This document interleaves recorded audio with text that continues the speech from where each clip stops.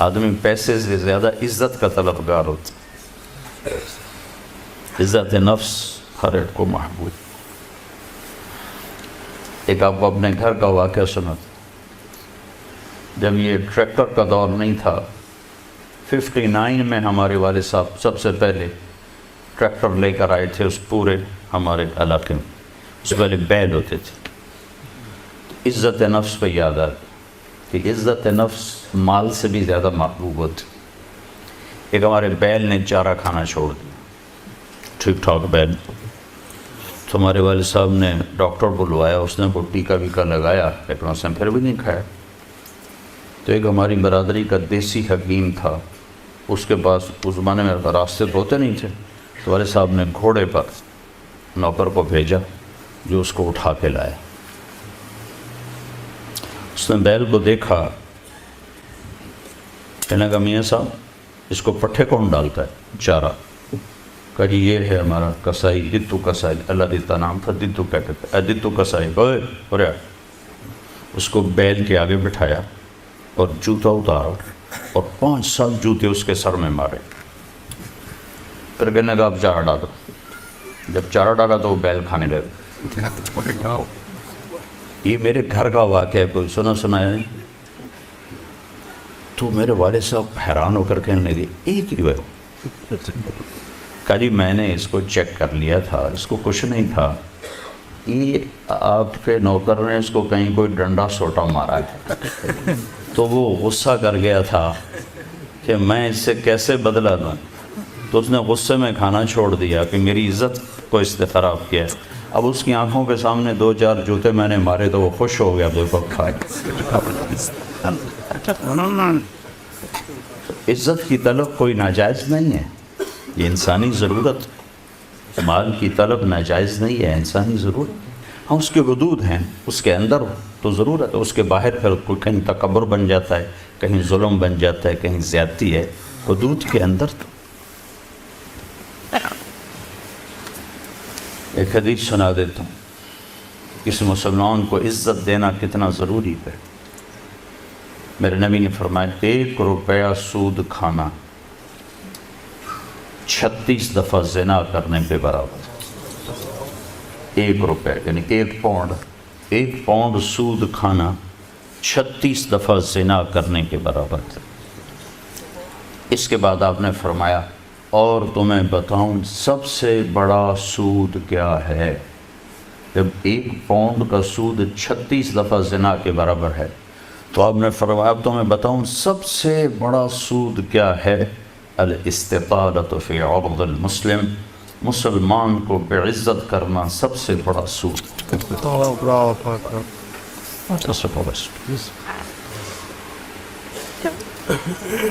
تو نوکر آپ کو پروٹوکول دیں گے، خوشی ہوگی، جنت سے بڑھ کے خوشی ہو. تو نوکر چلے جائیں گے، پھر اللہ کا اشارہ ہوگا، ٹک ٹک ٹک ٹک ٹک ٹک ٹک دروازے کھلیں گے تو اب فرشتے آئیں گے. والملائکۃ یدخلون علیہم من کل باب. اب یہ کروڑوں کی تعداد میں آئیں گے، کہیں گے سلام علیکم سلام علیکم سلام علیکم. چاروں طرف سے جب سلام ٹھوکیں گے کہیں گے بھائی تم نورانی مخلوق ہمیں سلام کیوں کر رہے ہو؟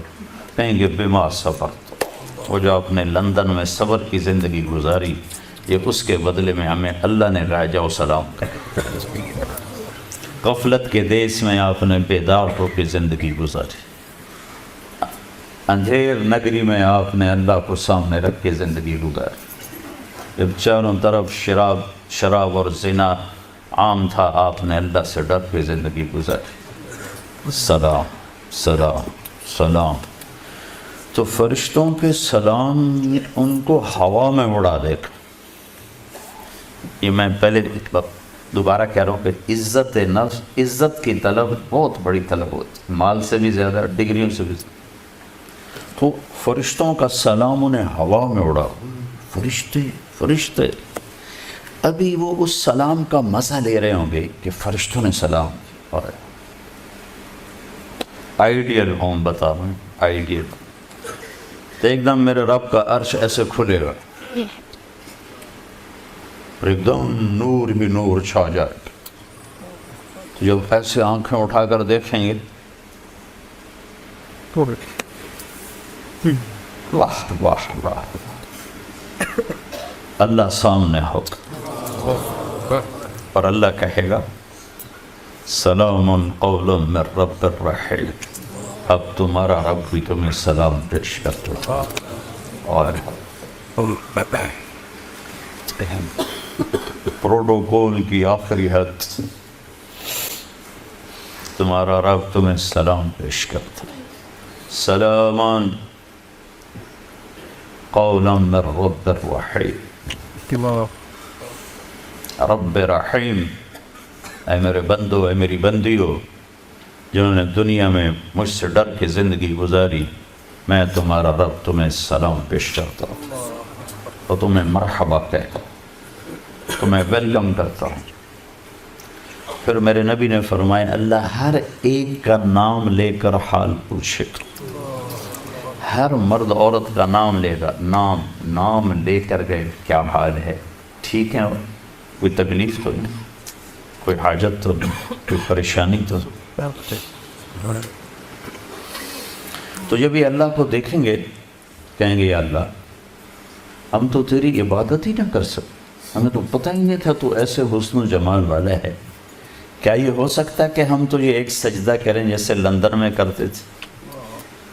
یہ وہی کہہ سکیں گے جو نماز پڑھتے تھے، جو نہیں پڑھتے وہ کیسے کہہ سکیں گے؟ کیا یہ ہو سکتا ہے کہ ہم تمہیں ایک سجدہ کریں جیسے دنیا میں کرتے تھے؟ تو اللہ تعالیٰ فرمائیں گے میرے بندو اب پوزیشن بدل چکی ہو، حیثیت بدل چکی، حیثیت، پوزیشن۔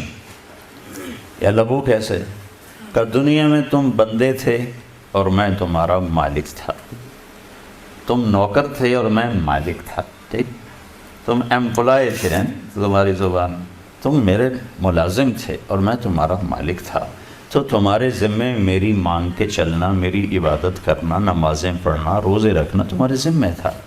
اب جنت میں آ کے حیثیت بدل گئی ہے، اب تم مہمان ہو اور میں تمہارا میزبان ہوں۔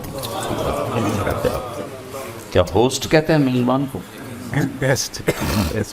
تو اب تم میرے لیے مہمان ہو، میں تمہارا ہوسٹ ہوں، اور مہمان کو تکلیف نہیں دی جاتی، مہمان کو بٹھا کے کھلایا جاتا ہے، جاؤ کلو واشربو، کھاؤ پیو، ہنیئا، ہنیئا کا کیا مطلب ہے؟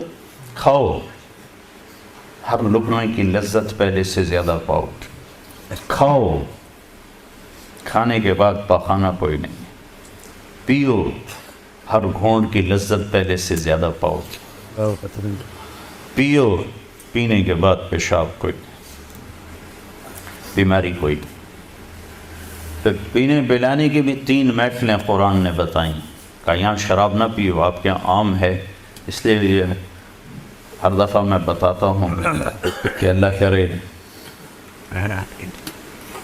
آگے والی سوچ دل دماغ پہ چھائی رہے کہ یہاں میرا رب ہر اس چیز سے روکتا ہے جو انسانی وقار کو ختم کرنے والی اور انسانیت پہ داغ۔ تو یہاں کہتا شراب نہ پیو، آگے کیا ہوگا کہ وہاں تمہیں 3 مجلسیں دیکھنے کو ملیں گی، 3۔ ایک کون سی ہے؟ ان الابرار یشربون من کاس کان مزاجها کافورا، وہاں دیکھو گے نیک بندے بندیاں خود اپنے ہاتھوں سے ڈال کے پی رہے ہوں گے۔ یہ جنت کا سب سے چھوٹا درجہ ہے، کیسے ڈالیں گے پیئیں گے، ڈالیں گے پیئیں گے۔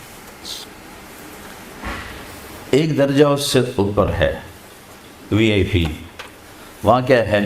وَيُسْقَوْنَ فِيهَا كَأْسًا كَانَ مِزَاجُهَا زَنْجَبِيلًا، وہاں ان کو خدام پلا رہے ہوں، سرونٹس، نوکر، فرشتے نوکر ڈال کے پیش کریں اور سامنے حاضر کریں، یہ لیج۔